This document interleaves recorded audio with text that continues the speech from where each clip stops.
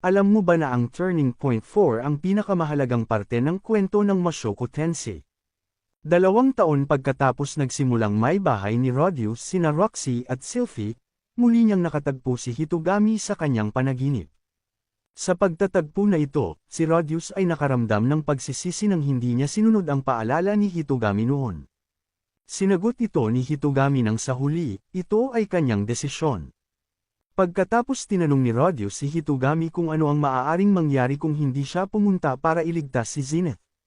Sinabi ni Hitogami na si Roxy, Zenith at Paul ay maaaring mailigtas kahit wala ang kanyang tulong. Noong una, inalmahan ito ni Rodius pero sa huli tinanggap ang mga salita ni Hitogami. Si Rodius ay nakaramdam ng guilty at gustong bumawi kay Hitogami.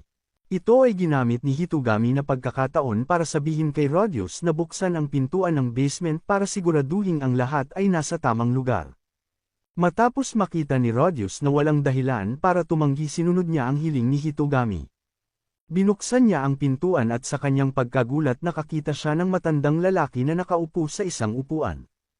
Ang kanyang mata ay napakalakas na puno ng pagsisisi at paghihirap, sinabi ng matanda na ikaw ay nililinlang ng man-god. Huwag mong bubuksan ang pintuan, kung gagawin mo ito, si Roxy ay mamamatay. Naguguluhan si Rodius at tinanong kung sino siya, ang matandang lalaki ay nagsabi ng isang pangalan na hindi narinig ni Rodius ng matagal na panahon, ito ay ang kanyang pangalan sa nakaraan niyang buhay sa Japan.